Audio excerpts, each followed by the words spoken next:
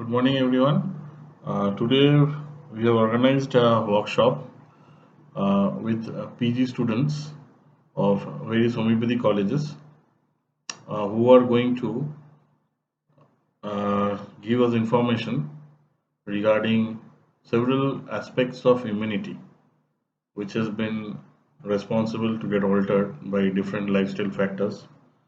And this activity is a part of our Ayush for Immunity campaign. And as we all know that this month is a month for Vihara, which means the lifestyle activities. And all of the students who are going to now keep their presentation will be discussing on several lifestyle factors which are responsible for altering the immune system. Shivashish Mukherjee, Yeah. are you please unmute yourself? Hello. Shivashish. Okay, Shivashish, it's now your turn to highlight some aspect of lifestyle which you feel is responsible for affecting the immune system. Over to you, Dr. Shivashish. Good afternoon. I am Dr. Shivashish Mukherjee, postgraduate trainee, Department of Homeopathic Medicine, America, State Lal Bahadur Shastri Homeopathic Medical College, Prayagraj. Shivashish, is it visible now? Yeah, it's visible. So Okay, today I am going to focus more on the relationship between the physical activity and immunity. We all know the age-old saying that the good things come to those who sweats. So is it true that you always have to burn your calories and sweat? Just like Joseph Pillet says, physical fitness is the first requisite of happiness. Well, if you ask someone who is into physical activity, someone who is going to gym or someone, they'll often reply, yeah, it feels great if you just bear with it initially. It obviously it gives you a psychologically it boosts your day. But the question arises that does it improves the immunity? So before we delve deeper, so let's get acquainted with few of the terms. Next slide, please. So we all talk about these terms like physical activity, exercise, and physical fitness. So what are these things exactly? Physical activity could be described as any body movement which is produced by a skeletal muscular action that increases the energy expenditures. It could be any body movements. And when these movements are planned, structures, and repeated, then it's called an exercise. So exercise is basically any physical activity. It has to be done in a planned, structured, and repeated manner. Just like we go to a gym and go, okay, we have to do 10 crunches, we have to do 20 sit-ups. So these are planned things. Or we went out for some game activity, or jogging for say 20, we have to jog for 20 minutes at a speed of suppose 5 kilometers per hour, so 3 kilometers per hour. So this became an exercise. So these are planned, these are structured, and we are performing the same thing in a planned way. And talking about physical fitness, it is the capacity to perform a physical activity. So it's just a capacity that how are we performing a physical activity, which includes physical, physiological, and psychological qualities. So physical fitness, as a name says, it obviously includes your physical part as well as it also includes a physiological capability and psychological mental power. It also includes that. So that all these three things builds up your physical fitness. So let's now describe, so before we go, the metabolic equivalent. So metabolic equivalent score. So here on the left hand side, you could see a score is given. And on the right hand side, we are talking about the What efforts are classified into which group? We are discussing this because if we are to study anything, if we are to study a relation, we should always know that or quantify things. So when we have a very light activity that doesn't even interfere with the breathing, normal activity, it's one. Like, okay, it's we are just sitting idle, we wake up. Now we started moving. It's an easy breathing. We can easily carry out a conversation and we have a light activity. So it's scored between 2 to 3. Now we start a bit more exertion. Say we are walking, a brisk walking. Or what we experience, we became our brains became a bit heavy. We can carry out conversation, but we need a little effort to that. We can talk, like when you are walking briskly, or when we are into some playground, when the kids are in playground and they are playing, they obviously communicate with each other, but there is minimal effort. Now, activity increased to a state where they have started becoming uncomfortable, and the conversation requires maximum effort. When you are like jogging at a reasonably high speed, then you want to be talking to someone, you will feel that you are needing much more effort, and it's called the vigorous activity.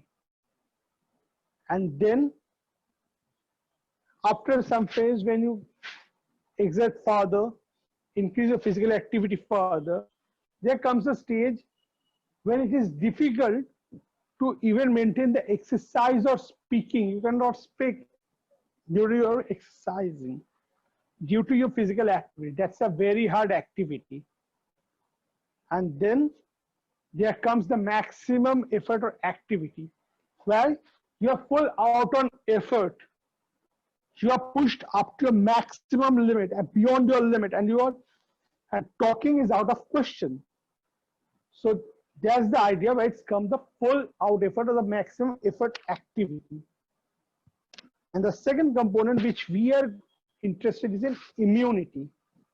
We all know that physical activity, obviously ones who are physically active can better cope up with situations than who are more of a sedentary. Let's assume someone of an 80-year of age, someone who has been physically active. What would he do?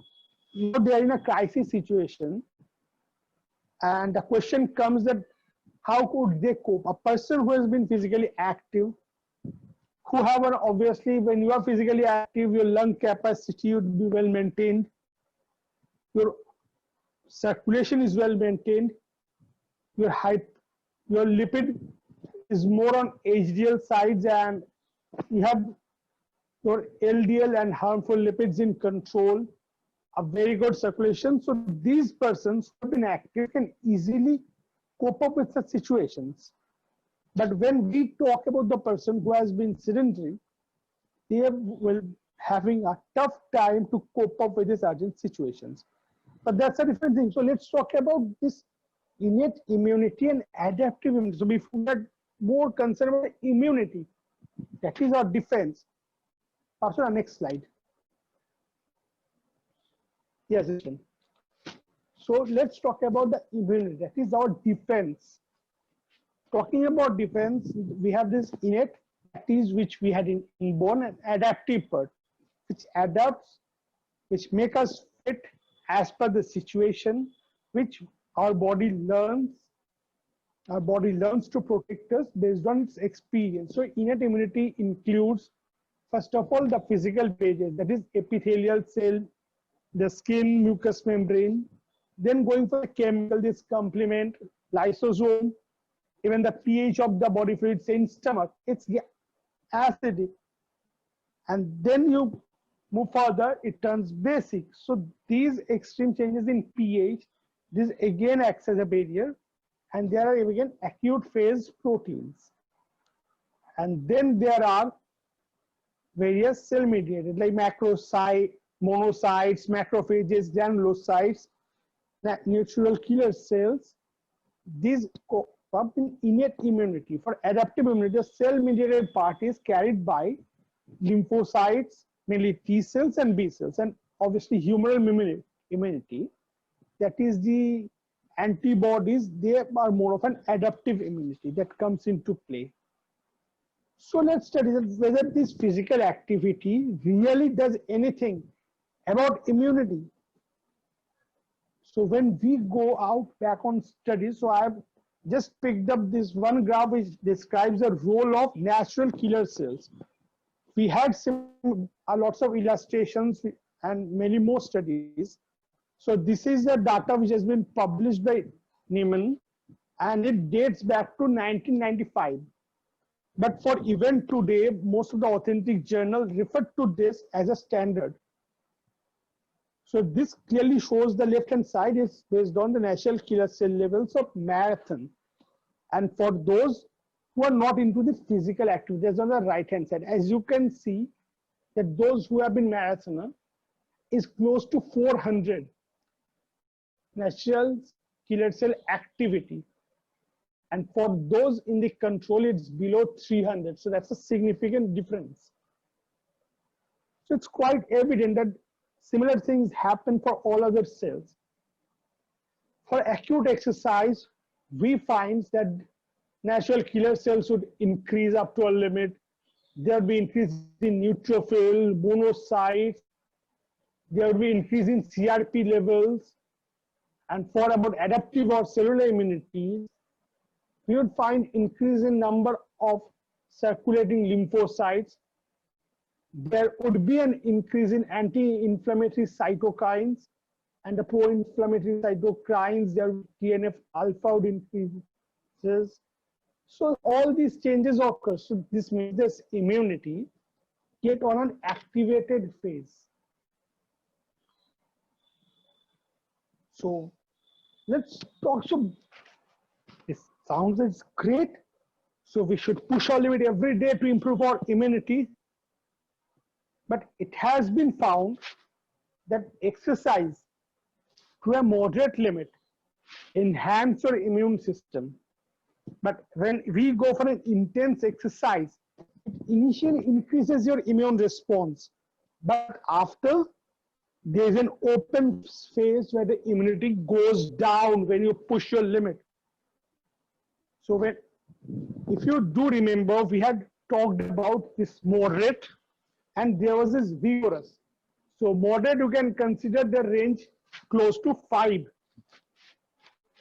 And when it goes above 5, it shifts towards the intense.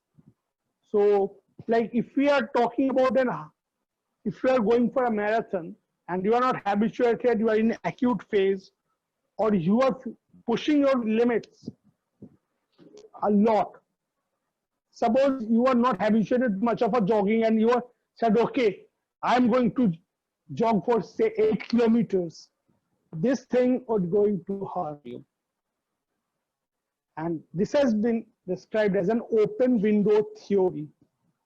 It says for moderate exercise, it enhances, and for intense exercise, while there is an enhancement initially, it is followed by an immune suppression or immune depression condition. So as a takeaway message, so what should we do? So these things sounds confusing. So what should be our takeaway message? Well, it's a great idea and we should go on for a brisk exercise, like a brisk walking, a regular gym physical activity. But suddenly we get motivated and now let's do something beyond our limit. We shouldn't push to that limit.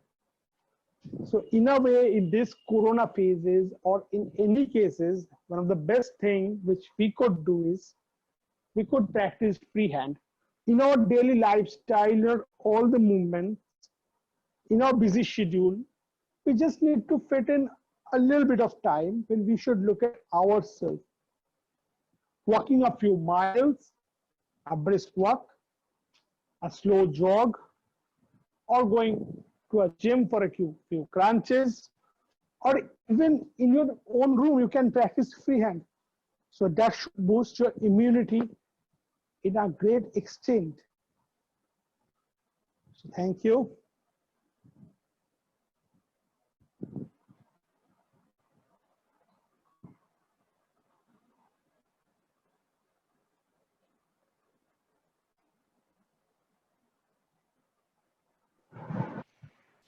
I'm audible now?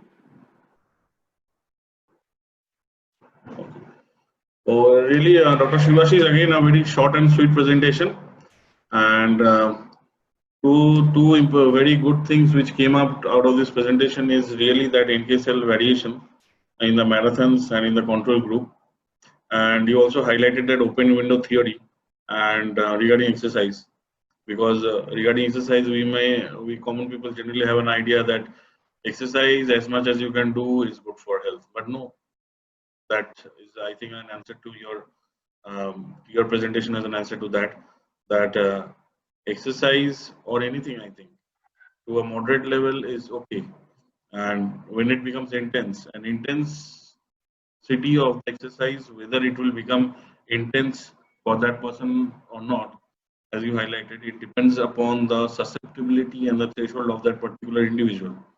What is intense to you may not be intense for me. That there is a variation, but overall idea is that uh, exercise also have a limit, and moderate exercise is always stimulatory in stimulatory for health and stimulatory for the immune system. But whenever it becomes to the intense level, it becomes a questionable issue. So those two important things comes up from your presentation, and really it was again a very short and sweet presentation. I'm really thankful for your presentation once again. And with this, I want to say that we are coming to the end of the session for today. And thanks a lot to every one of you for sharing time and contributing so much regarding the Ayush for Immunity campaign which is going on. And I look forward again to you all again if we get up in the next month regarding the Nidra issue of immunity. So overall, was just before signing off, it was really an awesome time with you all, and it was really informative. I think when this video ultimately will come up in the social media, I think it will be enriching many of the people from all angles. So keep contributing in homeopathy.